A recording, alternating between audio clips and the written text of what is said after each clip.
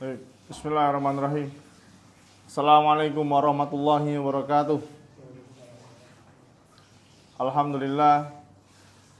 Alhamdulillah alladzi bi ni'matihi tatimmu shalihat. Summa salatu wassalamu ala Rasulillahi wa ala alihi wa ashabihi wa man tabi'ahum bi ihsanin ila yaumiddin.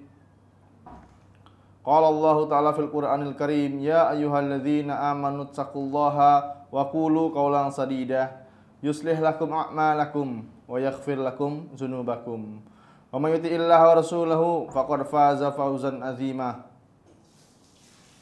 Amma ba'du, fa inna asdaqal hadithi kitabullah wa khairul hadi Muhammadin sallallahu alaihi wasallam wa syarrul umuri muhdatsatuha fa inna kulla muhdatsatin bid'ah. Jamaah yang semoga senantiasa dirahmati oleh Allah Subhanahu wa taala. Alhamdulillah, kita masih berjumpa di kesempatan sore hari yang penuh dengan keberkahan ini. Setelah kita melaksanakan sholat asar secara berjamaah, kemudian dilanjutkan dengan kewajiban kita sebagai seorang muslim, yaitu mempelajari agama Islam. Seperti dikatakan Nabi Muhammad SAW, talabul ilmi faridatun ala kulli muslim. Menuntut ilmu, belajar ilmu agama itu hukumnya wajib bagi setiap muslim. Kenapa diwajibkan jamaah sekalian? Karena tanpa kita belajar ilmu agama, tidak mungkin kita tahu cara bersuci dengan benar. Tanpa kita belajar ilmu agama, tidak mungkin kita bisa paham cara sholat yang diajarkan Nabi Muhammad SAW.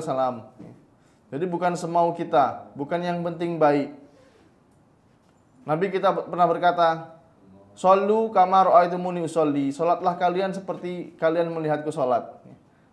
Bagaimana cara kita melihat Nabi Muhammad SAW salat? Yaitu dengan cara mempelajari sunnah-sunnahnya. Itu dengan mempelajari hadis-hadis dari Nabi Muhammad SAW. Jamaah yang semoga senantiasa dirahmati oleh Allah, kita melanjutkan pembahasan kita pada bab yang ke-52 pada Kitab Tauhid, sebuah kitab akidah yang ditulis oleh Syekh Muhammad At-Tamimi rahimallahu taala, kemudian dijelaskan kembali oleh Syekh Shalih Fauzan hafizallahu taala. Kita memasuki bab yang dimana Syekh memberikan judul pada bab ini, yaitu qauli, perkataan Allahumma ighfirli in syi'ta. Perkataan tentang perkataan Allahumma ighfirli in syi'ta. Ya Allah, ampuni aku ya Allah kalau kamu berkehendak ya Allah. Karena ada sebagian kaum muslimin ini yang berdoa seperti ini ya. Dia ragu dengan ampunan dari Tuhannya. Allahumma ighfirli in syi'ta. Ya Allah, ampuni aku kalau kamu berkehendak ya Allah. Atau kalau bahasa linggaunya, ya Allah, ampuni aku kalau kamu berkehendak ya Allah. Nah, nanti akan kita jelaskan kenapa kalimat ini masuk pada Kitab Tauhid. Padahal cuman apa? Kalimat ya. Apa hubungannya antara kalimat dengan tauhid, dengan cara beribadah kepada Allah Subhanahu wa taala? Dan dalam Sahih Bukhari dibawakan sebuah hadis dari sahabat Nabi, dari sahabat yang mulia Abu Hurairah radhiyallahu anhu, bahwasanya Nabi Muhammad sallallahu alaihi wasallam beliau pernah bersabda, "La yakul ahadukum." Jangan salah seorang dari kalian itu berkata, Allahumma ighfirli in syi'ta. Ya Allah, ampunilah aku jika engkau berkehendak. Allahumma arhamni in syi'ta. Ya Allah, rahmati aku jika engkau berkehendak. Liya'zimil mas'alati. Hendaklah seseorang itu membulatkan permintaannya. Fa innallaha la mukrihu lahu. Sebab sesungguhnya Allah itu Tidak ada yang maksanya. Tidak mungkin Allah dipaksa. Dan dalam riwayat lain, diriwayatkan oleh Muslim, ada tambahannya. Wal yu'azzimi ar-raghbah. Hendaklah seseorang itu membesarkan.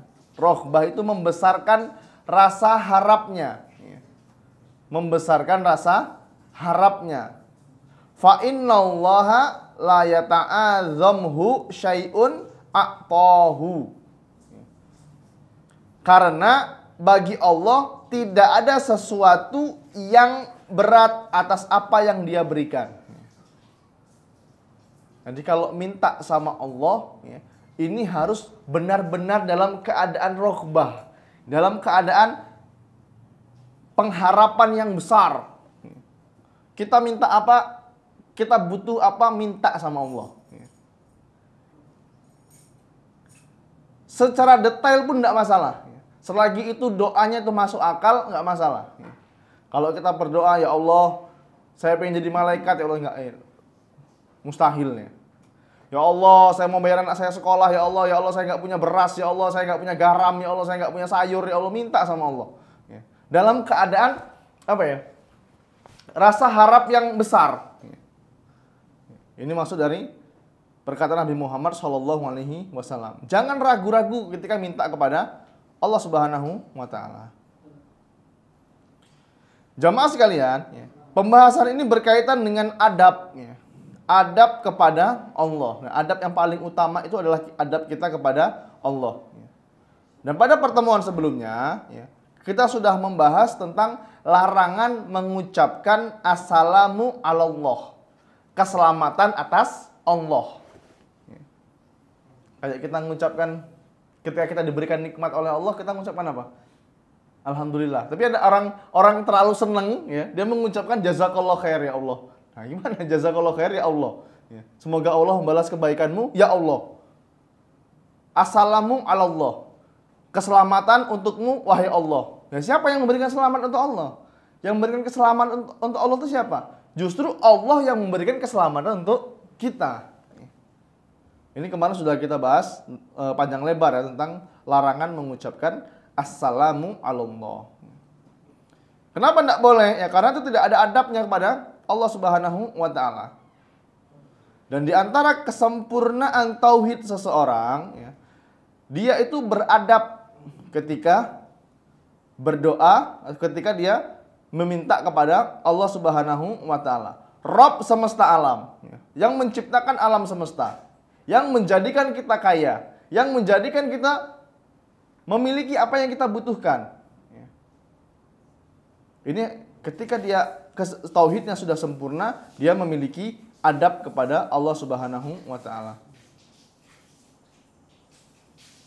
Dan dalam segala hal yang seluruhnya berkaitan dengan Allah Subhanahu wa Ta'ala, baik itu ketika dia menyebut Allah, ketika dia menyebut Allah Subhanahu wa Ta'ala, dia menyebutkan syariat-syariat Allah, ketika di WA misalnya, di SMS WA lah ya.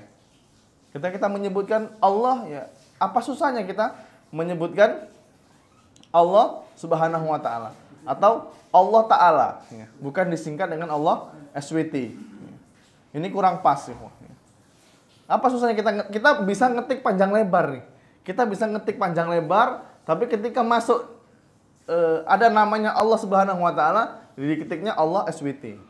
Atau diketiknya Nabi Muhammad SAW. Apa susahnya kita mengucapkan sallallahu alaihi wasallam? Ya, walaupun ini perdebatan di antara ulama ya, boleh atau tidaknya. Tapi untuk lebih selamat, ya kita sebagai adab kita kepada Allah dan Rasulnya, ya jangan disingkat, Pak. Ini tanda kesempurnaan tauhid seseorang. Dia beradab dalam segala hal yang berkaitan dengan Allah Subhanahu wa Ta'ala. Baik itu dengan syariat, menyebutkan hukum-hukum Allah Subhanahu wa Ta'ala. Menyebutkan aturan-aturan Allah Subhanahu wa Ta'ala. Ini adalah konsekuensi dari tauhid. Ketika kita sudah bertauhid kepada Allah, ya kita harus berusaha untuk menyempurnakannya.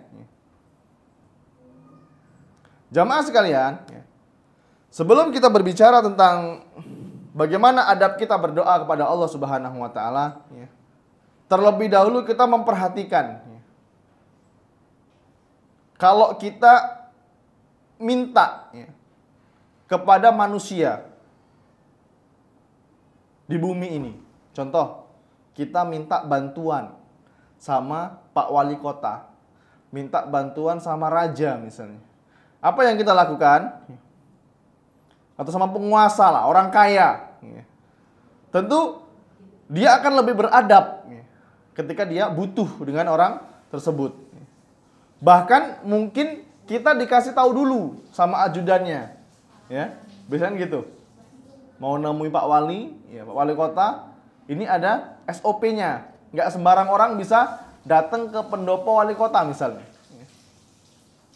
Harus ada SOP-nya. Intinya apa? Seseorang yang pasti dia berusaha beradab kepada raja, kepada manusia, atau penguasa, atau pemimpin, kalau dia beradab sama manusia, kalaupun dia beradab pada manusia, maka dia harus lebih beradab ketika berjumpa dengan Allah Subhanahu wa taala. Kita pakai baju yang bagus, ya kan? Bagus tidak harus mahal. Jumpa dengan wali kota, berusaha menggunakan baju yang terbaik. Kalau bisa nyewo dulu bajunya, kan gitu, minjam dulu. Ini hanya bertemu dengan wali kota, bertemu dengan pemimpin kita. Apalagi kita berjumpa dengan Allah Subhanahu wa taala. Kita harus lebih beradab. Nah, kapan kita berjumpa dengan Allah Subhanahu wa taala? Ya ketika kita berdoa, ketika kita minta kepada Allah.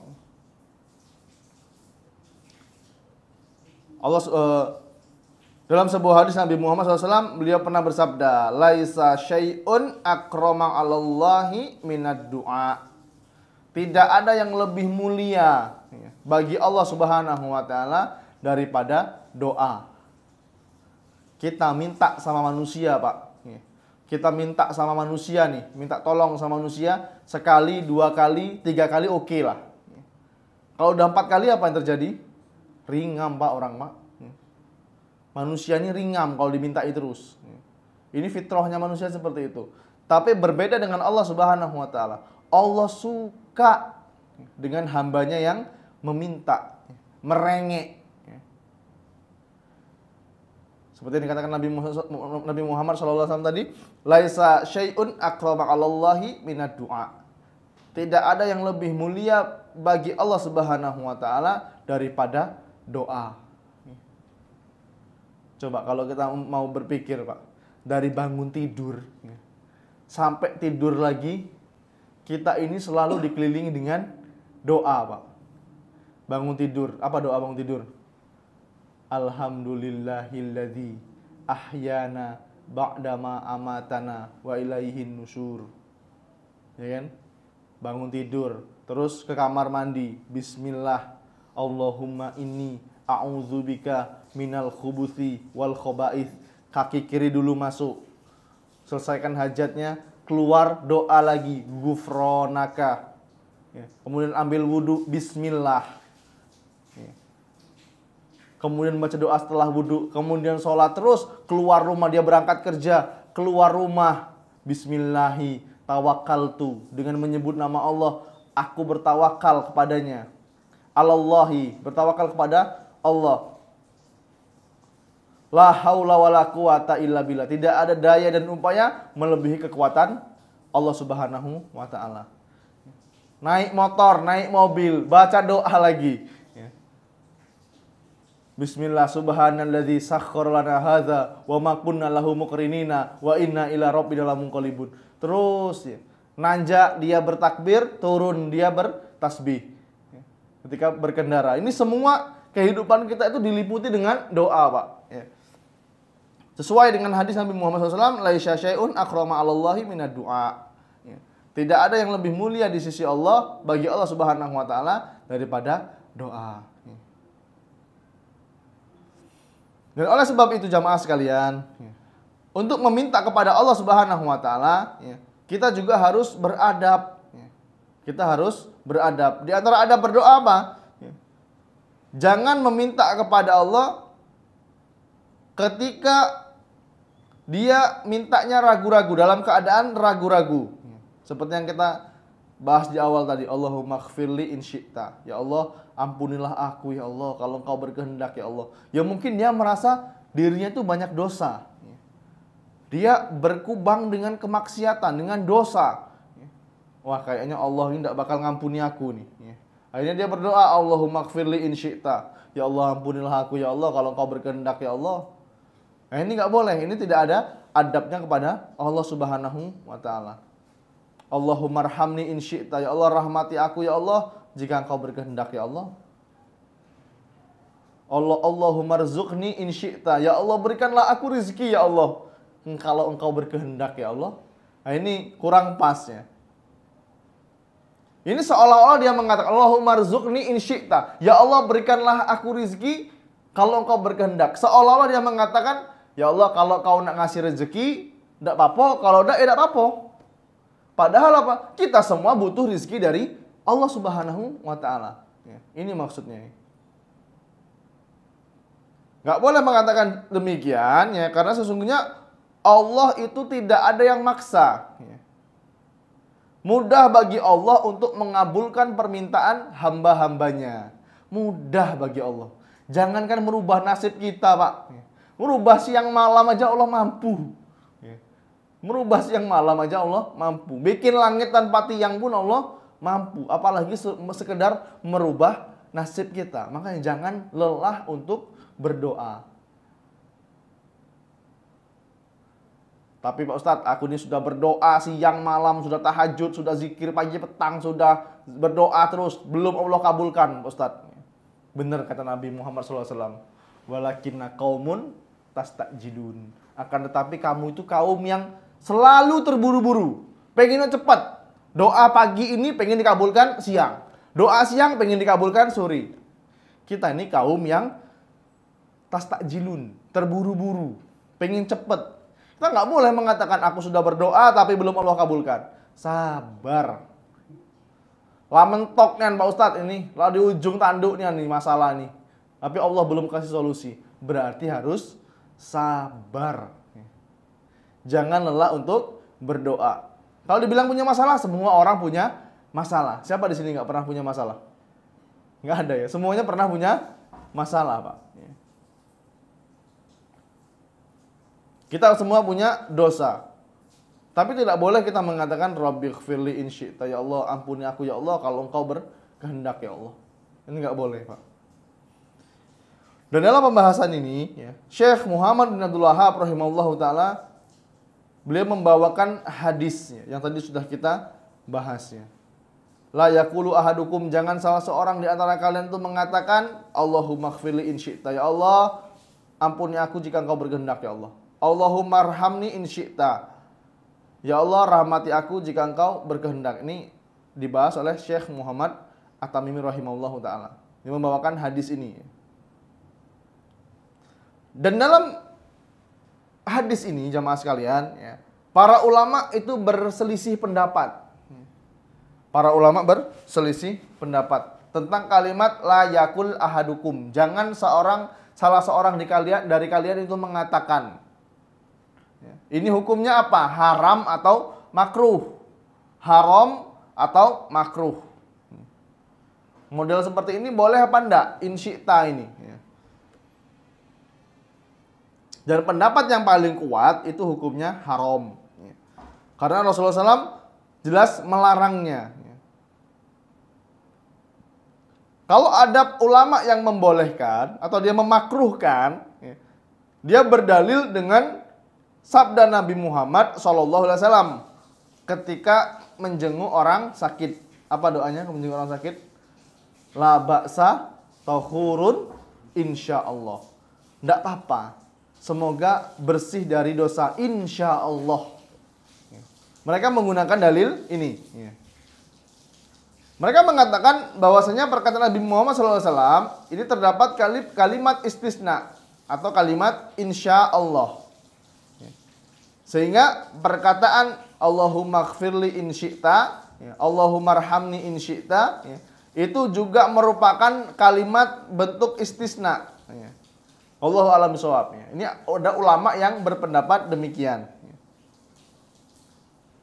Dan pendapat yang paling benar itu adalah hukumnya haram, ya, bukan makruh ya. Karena lafaz insya Allah dalam doa menjenguk orang sakit tadi, ya, itu ada dua kemungkinan. Yang pertama lafaz hadis tersebut, ya, meskipun datang dalam bentuk khobar kalau bahasa Arab ya, akan tetapi maknanya itu adalah doa. Insya Allah. Al-insya itu dalam bentuk doa. Kemudian yang kedua, ya, lafaz hadis tersebut adalah khobar dan maknanya juga untuk mengabarkan.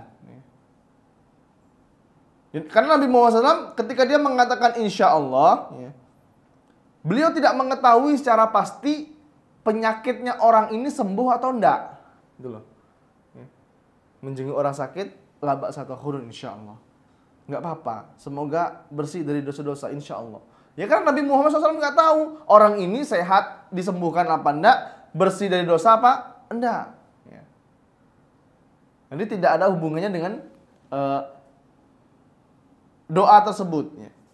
Jadi nggak boleh kita berpendapat ini makruh. Karena sebagian besar para ulama, mayoritas ulama itu mengharamkan. Ya. Ketika kita berdoa Allahumma gfirli in syi'ta. Tapi kalau la ba'sa ta'khurun insyaallah ini jelas ya. Ada tuntunan dari Nabi Muhammad sallallahu alaihi wasallam. Bismillah. Coba kita perhatikan jemaah. Hadis ini dibawakan oleh Syekh Muhammad At-Tamimi rahimahullahu taala. Ketika Nabi Muhammad SAW mengatakan Allahumma gfirli in syi'ta. Ya Allah ampuni aku jika engkau berkehendak. Allahumma arhamni in syi'ta. Ya Allah rahmati aku jika engkau berkehendak. Meminta ampun dan meminta rahmat yang Nabi Muhammad SAW sebutkan itu hanya sekedar contoh. Jadi nggak mutlak. Jadi bukan hanya dua kalimat ini saja. Tapi semua hal kita nggak boleh minta menggunakan kalimat istisna. Ya Allah, minta rezeki ya Allah yang banyak, ya Allah berkah ya Allah, kalau engkau berkehendak ya Allah, ini nggak boleh. Harus dalam keadaan apa? Yakin. Yakin doa kita ini akan dikabulkan. Dan kita harus berprasangka baik. Berhusnuzon kalau doa ini bakal dikabulkan oleh Allah Subhanahu wa taala. Kenapa kita harus berhusnuzon? Dan yakin doa itu akan dikabulkan? Karena Allah Subhanahu wa taala sudah mengilhamkan kita, sudah memberikan kita taufik untuk berdoa. Nah ini ya. Seseorang jamaah ya, kalau nggak dikasih hidayah, tidak dikasih taufik oleh Allah Subhanahu wa taala, sulit bagi dia untuk berdoa. Nggak semua orang itu bisa mengangkat kedua tangannya untuk berdoa jamaah. Nggak semua orang itu bisa berdoa dalam sujudnya. Kalau salat sendirian ya, kalau salat sunnah. Kalau sholat jamaah ya harus ngikutin imam. Imamnya udah berdiri, kitanya belum. Kata Pak Ustadz tadi harus banyak-banyak doa ketika sujud. Iya betul Pak. Tapi ketika sholat sunnah sendirian. Imamnya udah salam, dia masih sujud. Nah, ini kurang pas ya. Tidak mengikuti imam. Ini bukan hanya sekedar Allahumma gfirli dan Allahumma arhamni. Tapi semua doa. Kita minta apapun dari hal terkecil ya. Ibu-ibu nggak punya sayur di rumah, nggak punya garam, nggak punya beras, minta sama Allah. Ya Allah minta beras, ya Allah kalau engkau berkehendak nggak boleh. Ya Allah kami lapar, ya Allah kami butuh beras, ya Allah. Karena Allah yang memberikan kita makan Pak. Allah yang memberikan kita makan. Minta hanya kepada Allah Subhanahu wa taala. Rizki kita bukan karena usaha kita, bukan karena effort kita, bukan Pak, tapi murni dari Allah Subhanahu wa taala. Rezeki kita bukan dari toko kita, bukan. Bukan dari konsumen kita, bukan. Tapi dari Allah Subhanahu wa ta'ala. Mereka itu hanya wasilah, hanya perantara. Kalau orang udah tauhidnya udah bener Pak ya, tokonya sepi, ya nggak bakal protes. Dia terus berdoa, dia terus berzikir, dia terus meminta kepada Allah Subhanahu wa ta'ala. Dia sudah berusaha maksimal, berarti dia kurang istighfar. Dia berprasangka baik kepada Allah Subhanahu wa ta'ala. Dia nggak menyalahkan cuaca Pak. Dia nggak menyalahkan ekonomi global. Dia nggak menyalahkan pemerintah. Dia nggak menyalahkan dolar naik, enggak. Coba kalau kita memperhatikan, tahun 96, 97, 98, waktu itu kebutuhan pokok langsung drastis ya. Abu Ammar ngerasain ya lu? Merasakan ya? Sekarang masih hidup nggak Abu Ammar kira-kira? Naiknya kebutuhan pokok tidak akan mengurangi jatah rezeki kita Pak. Selagi kita beribadah kepada Allah dengan benar, ya, kita berikhtiar, kita dibarengi dengan berdoa, ya, tidak akan mengurangi jatah rizki kita. Ya. Wah dulu lemak Pak Ustaz tahun 97 ini gula harga 1.500, semen harganya 20.000, sekarang lah 67.000. Ya. Tapi buktinya sekarang masih hidup nggak kira-kira? Masih hidup. Ya. Karena Allah yang ngasih kita rizki, ya. Bukan pemerintah, bukan toko kita. Ketika kita berdoa harus dalam keadaan yakin, Pak. Yakin doa kita ini akan dikabulkan oleh Allah Subhanahu wa ta'ala.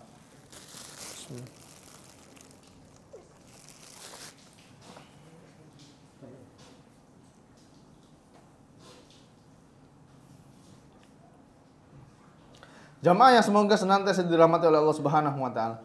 Ketika seseorang ya, tidak boleh berdoa dengan doa tersebut, ya,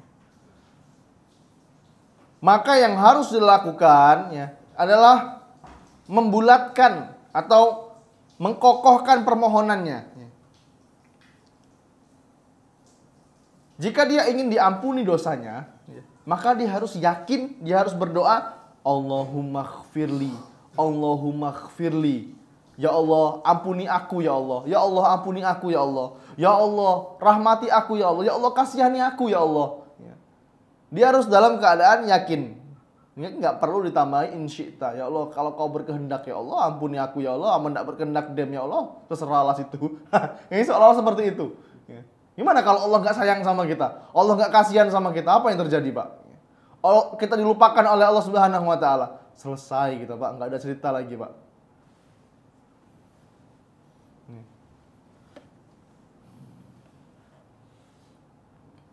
Ini tidak perlu mengucapkan ditambahi dengan insyita.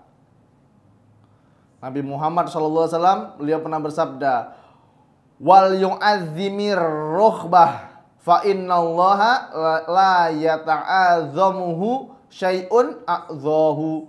Hendaklah dia membesarkan pengharapannya kepada Allah, karena bagi Allah tidak ada sesuatu yang berat apa yang dia berikan. Jadi konsepnya gitu Pak. Kita minta apa sama Allah? Kita pengen dicukupkan kebutuhan kita, minta sama Allah. Jangan, kita mungkin sekarang lagi di bawah, lagi down Pak. Kita sekarang mungkin lagi susah. Kita sekarang mungkin lagi banyak masalah. Jangankan menyelesaikan masalah kita Pak, merubah siang malam, Allah mampu. Membuat langit tanpa tiang, Allah mampu. Apalagi sekedar merubah nasib kita. Ini konsep yang harus kita pegang Pak.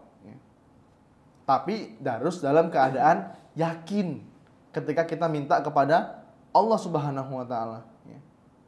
Jangan ragu-ragu. Jangan ada keraguan. Caknya Allah tidak mengampuni aku. Caknya. Ingat, ana idza dzanni abdi. Sesungguhnya aku ini tergantung atau sesuai dengan prasangka hambaku. Kalau kita mengatakan caknya Allah tidak mengampuni aku, bisa jadi Pak.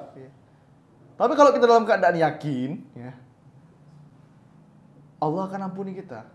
Dan di antara tanda doa kita terkabulkan Pak, kita diberikan taufik oleh Allah Subhanahu wa ta'ala untuk terus mengulang doa kita. Terus mengulang-ulang doa kita. Tidak capek kita. Tapi ya kalau sudah terpenuhi hajatnya, sudah dikabulkan oleh Allah, jangan berhenti Pak.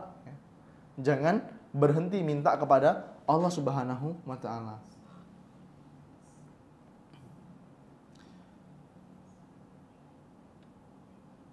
Dan tidak ada yang berat bagi Allah Subhanahu wa Ta'ala, dan tidak ada yang memaksa Allah.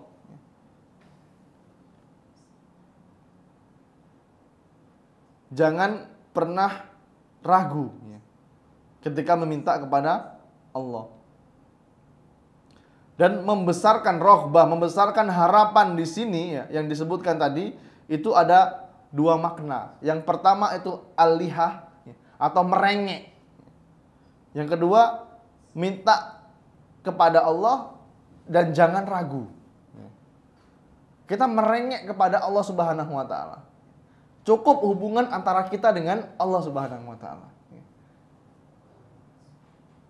Ketika kita sedang berdua, semua orang tidur, kita bangun, kita minta, kita merengek kepada Allah Subhanahu wa Ta'ala, kayak anak kecil minta mainan, kayak anak kecil minta permen, minta jajan.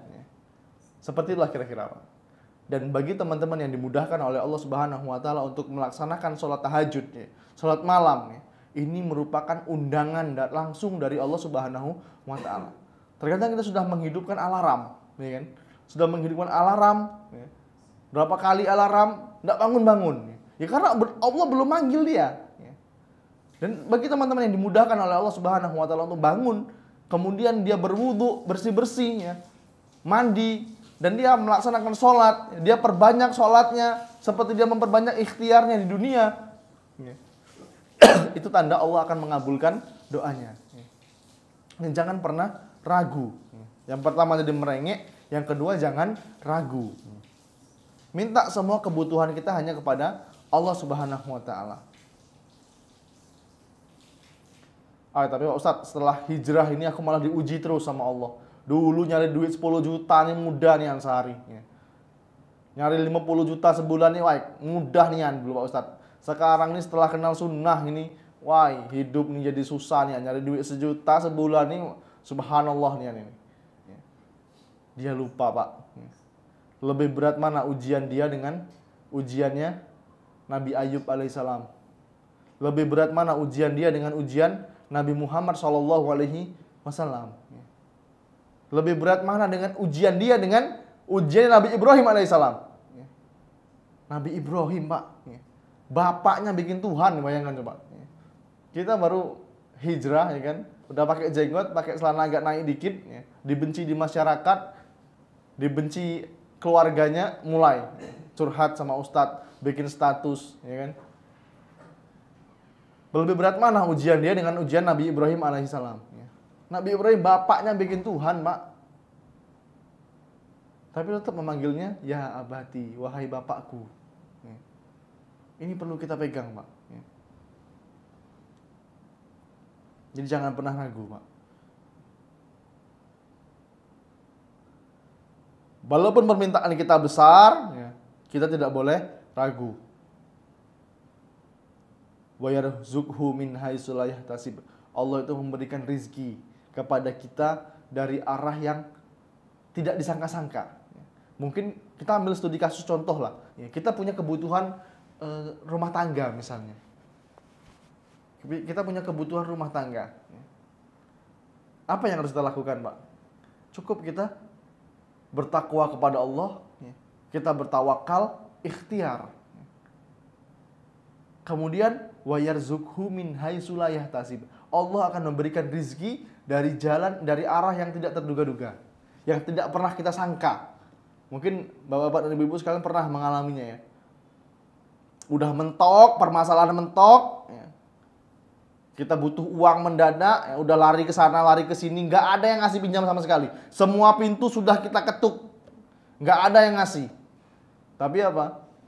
Pertolongan Allah itu datang di persimpangan terakhir. Kita sudah pasrah, sudah tawakal, ya Allah, aku tawakal, ya Allah, aku terserah lah, ya Allah, nak cak mano ini. Aku sudah bingung nih, ya Allah. Baru Allah kasih jalan. Allah kasih solusi bagi orang yang bertakwa. Wa may yattaqillaha yaj'al lahu makhraja. Bagi orang yang bertakwa, Allah akan berikan jalan keluar di setiap permasalahannya. Bagi orang yang bertakwa, bukan bagi orang yang banyak mikir. Barang siapa yang banyak mikir, maka Allah akan berikan jalan keluar. Tidak. Yang paling bertakwa. Jadi kita harus yakin tanpa ragu. Wah, ini. Harus yakin tanpa ragu. Bahwasanya permintaan kita ini besar, Allah lebih besar. Allah yang pasti akan mengabulkan doa-doa kita. Jamaah sekalian yang dirahmati oleh Allah Subhanahu wa taala. Sebab-sebab di antara sebab-sebab pelarangan berdoa dengan menggunakan kalimat Allahumma ighfirli in syi'ta. Secara umum itu ada 4. Yang pertama, berdoa dengan cara seperti ini menunjukkan seakan-akan orang yang berdoa ini tidak butuh dengan Allah Subhanahu wa taala. Allahumma ighfirli in syi'ta. Ya Allah, ampuni aku kalau kau galak ya Allah. Yang mana galak tidak apa-apa. Seolah-olah dia mengatakan seperti itu. Seolah-olah dia mengatakan demikian. Ini berdoa dengan kalimat ini kesalahan fatal ya. Karena kita sebagai hamba Allah ini adalah fakir. Dalam segala kondisi di hadapan Allah Subhanahu wa taala. Kita butuh kepada Allah Subhanahu wa taala. Kita bernafas, kita berjalan, semuanya kita butuh dengan Allah. Kenapa masih mengatakan in syi'ta? Ini sebab yang pertama. Yang kedua, berdoa dengan cara seperti itu menunjukkan bahwasanya seakan-akan ada yang sulit bagi Allah Subhanahu wa taala. Sulit bagi Allah untuk mengabulkan doanya. Seolah-olah Allah itu tidak mampu. Ya kadang kita tuh merasa gini, Pak. Kita tuh merasa masalah kita ini sudah terlalu besar. Sudah paling besar sedunia lah masalah kita. Padahal la yukallifullahu nafsan illa wus'aha. Allah tidak akan membebani hambanya melebihi batas kemampuannya. Kalau kita sedang diuji oleh Allah seperti ini, berarti Allah tahu kita mampu. Kita sedang diuji oleh Allah Subhanahu wa taala, berarti Allah tahu kita mampu. Ketika dia mengatakan in syi'ta, seolah-olah sulit bagi Allah untuk menyelesaikan masalah kita.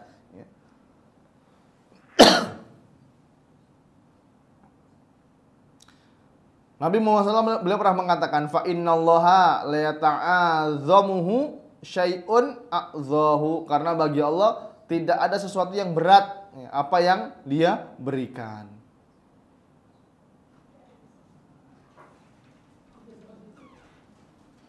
Dan dalam hadis qudsi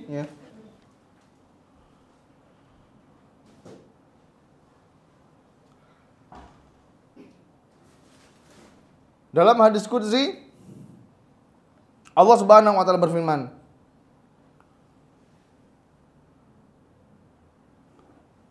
Allah Subhanahu wa taala berfirman, "Ya ibadi, lau anna awwalakum wa akhirakum wa insyakum wa insakum wa jannakum qamu fi sa'idin wahidin fasa'aluni fa'ataitu kulla insyani mas'alatahu ma naqasa zalika mimma indi illa kama yanqusul mukhyatu idza udkhilul bahra." Kata Allah Subhanahu wa taala, "Wahai hamba-hambaku, seandainya orang-orang terdahulu dan orang-orang belakangan sampai hari kiamat, dari manusia pertama sampai hari kiamat, serta semua jin dan manusia berdiri di atas daratan untuk memohon kepadaku, kemudian masing-masing dari mereka aku kabulkan permintaannya, maka hal itu tidak akan pernah mengurangi kekuasaanku, mengurangi kekuasaan yang ada di sisiku, melainkan hanya seperti jarum yang dimasukkan ke dalam lautan." Coba Pak, kekuasaannya Allah ibaratkan lautan. seluruh manusia berdiri, ya, minta kepada Allah. Ada yang minta kerajaan, ada yang minta diselesaikan hutangnya, ada yang minta dicukupkan rizkinya, ada yang semua minta, seluruh manusia di bumi ini dari zaman Nabi Adam sampai hari kiamat nanti tidak mengurangi kekuasaan Allah sedikit pun. Kata Allah Subhanahu wa taala, seperti jarum, ya, yang dicelupkan ke dalam air, yang netes itulah yang berkurang, Pak. Ini bayangkan, Pak. Ini kekuasaan Allah Subhanahu wa taala. Berarti menunjukkan Allah tidak butuh sama kita, Pak. Kita yang butuh sama Allah Subhanahu wa taala. Mau seluruh bumi ini nggak sholat, fadhol, silakan. Allah tidak butuh. Tapi kita yang butuh dengan Allah Subhanahu wa taala.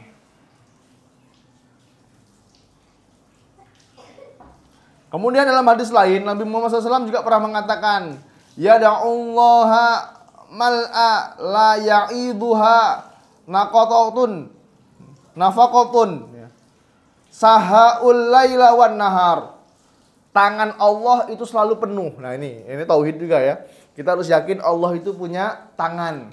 Bentuknya gimana kita tidak tahu, Allahu alam ya. Bentuk tangannya Allah tentu berbeda dengan bentuk tangannya makhluk ya. Kita sesama manusia pun tangannya beda. Tangan saya sama tangan Abu Ammar beda ya. Apalagi tangannya Allah. Ini Nabi Muhammad SAW yang mengatakan. Jadi nggak perlu dipikirkan bentuk tangannya Allah kayak mana, nggak perlu, bukan tugas kita. Ya. Kita cukup mengimani ya Allah, tangan Allah selalu penuh dengan pemberian. Allah suka ngasih. Ya. Tidak mengurangi kekayaannya dengan pemberiannya. Selalu memberi baik malam maupun siang. Ya.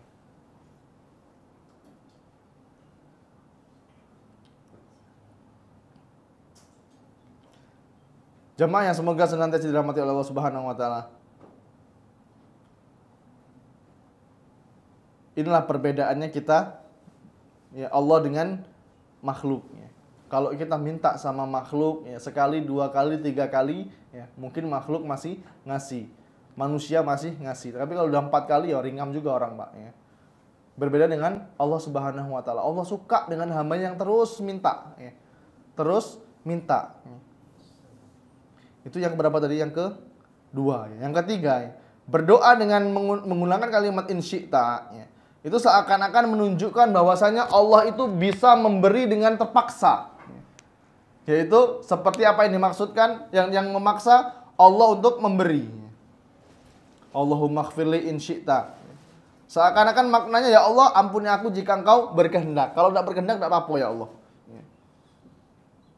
Ini tidak boleh.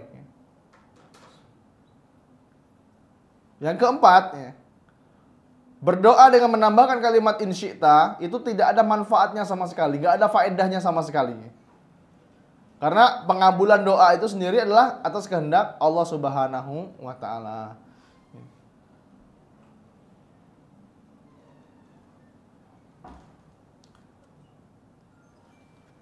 Kita akhiri pembahasan ini, ya, dengan adab-adab dalam berdoa. Sebenarnya ini sudah pernah kita bahas, ya, tapi ada berkaitannya dengan kitab tauhid. Ada beberapa sebab yang perlu dijauhi ketika kita berdoa. Ada beberapa sebab yang harus dijauhi. Yang kita bahas yang dijauhi dulu, sebelum membahas apa yang perlu kita lakukan. Yang perlu kita jauhi sebelum kita berdoa, kita jauhi dulu perbuatan syirik. Syirik kepada Allah. Apalagi syirkun akbar, syirik besar yang bisa mengeluarkan pelakunya dari Islam. Kita berdoa kepada Allah, tapi kita nyembelih sapi dulu, sapinya ditanam di pohon keramat. Baju menampakkan ciri khas Islam, ya, seorang muslim, dia pakai songkok, ya. Dia bawa kambing atau bawa sapi, disembelih di tempat keramat. Kemudian sapinya ditanam, hewannya dimakan sama-sama. Ini kurang pas, ya. Karena ini perbuatan syirik. Ketika kita mau berdoa dan pengen doanya dikabulkan, hindari perbuatan ini. Kemudian yang perlu dihindari yaitu berdoa dengan kezoliman dan memutuskan silaturahmi. Ya Allah, kalau aku kaya ya Allah, aku tidak bakal main ke rumah aku lagi ya Allah. Nah, ini memutuskan silaturahmi. Doanya benar, dia pengen kaya. Tapi setelah kaya dia pengen memutuskan hubungan dengan saudaranya. Ini nggak boleh. Atau dia nggak suka dengan pamannya. Dia nggak suka dengan orang tuanya. Ini tidak boleh. Kemudian berlebih-lebihan dalam berdoa. Berlebih-lebihan dalam berdoa. Ya Allah, aku pengen jadi presiden ya Allah. Ini apa ya? Mungkin bisa ya, tapi 1% lah kemungkinannya gitu loh. Atau saya pengen jadi malaikat ya Allah. Ya Allah, saya pengen jadi malaikat, bantu saya ya Allah. Enggak mungkin ya. Ini berlebih-lebihan dalam berdoa. Kemudian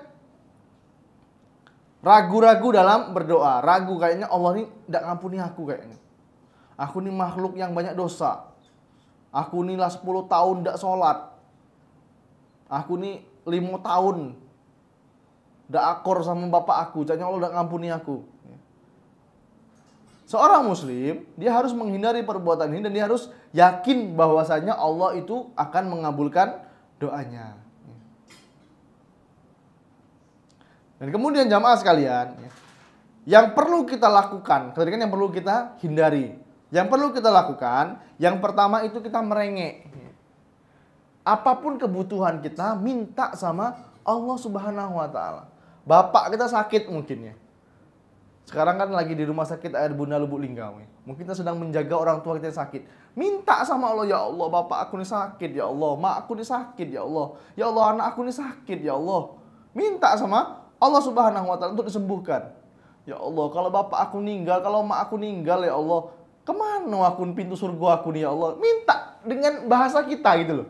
Allah yang menciptakan bahasa, Allah tahu apa yang kita ucapkan. Ya Allah, aku sayang nian sama anakku, ya Allah, sembuhkanlah ya Allah. Ini contoh ya. Kita merengek. Merengek. Kita butuh apa? Butuh harta. Minta kepada Allah Subhanahu wa taala. Allahumma akfir mali wa waladi wa barik li fima ataitani. Ya Allah, perbanyaklah hartaku ya Allah, perbanyaklah anak-anakku ya Allah. Dan berkahilah apa yang telah Engkau berikan kepada kami ya Allah. Ini kita merengek. Merengek kepada Allah Subhanahu wa taala. Kemudian mengulangi doa kita ini diulangi sebanyak 3 kali. Karena Nabi Muhammad SAW ketika dia berdoa, dia mengulangi sebanyak 3 kali. Allahumma rahmataka arju, fala takilni ila nafsi tarfata aini, wa aslih li sya'ni kullah, la ilaha illa anta. Allahumma rahmataka arju. Ya Allah, aku hanya berharap rahmat darimu ya Allah. Fala takilni ila nafsi tarfata aini. Jangan engkau jadikan aku bertumpu dengan diriku sendiri, walaupun itu hanya sekejap mataku ya Allah. Wa aslih li sya'ni kullah, dan perbaikilah semua urusanku ya Allah. La ilaha illa anta. Tidak ada zat yang berhak disembah melainkan hanya Engkau ya Allah. Itu diulangi sebanyak 3 kali. Contoh ya. Rabbana atina fid dunya hasanah, sapu jagat nih. Rabbana atina fid dunya hasanah wa fil akhirati hasanah wa qina azabannar. Diulangi sebanyak 3 kali. Itu kita bersungguh-sungguh dalam berdoa. Kemudian yang ketiga ya, kita harus yakin dan berprasangka baik kepada Allah. Yakin bahwasanya doa kita akan dikabulkan.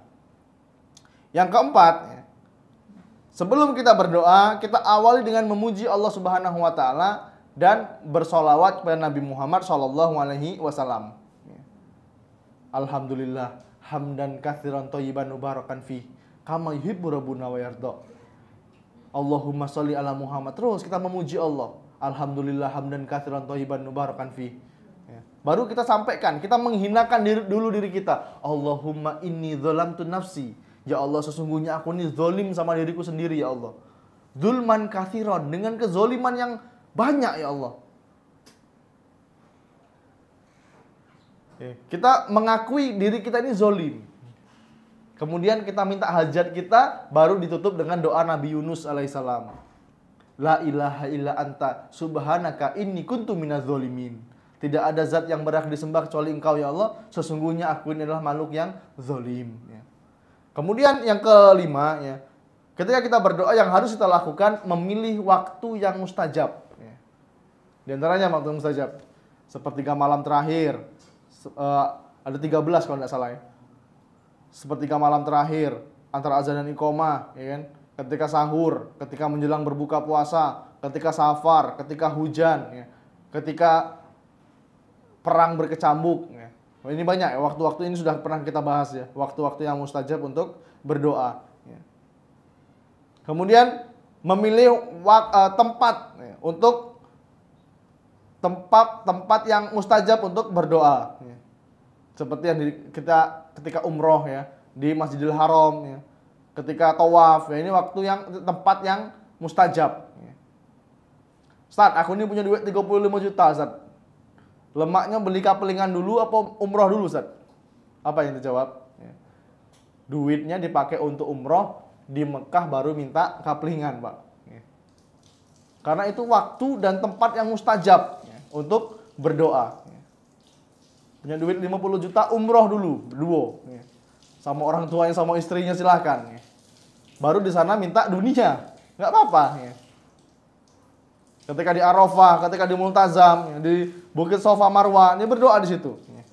Kemudian yang terakhir bertawasul dengan nama-nama Allah Subhanahu wa taala dan sifat-sifatnya yang ula.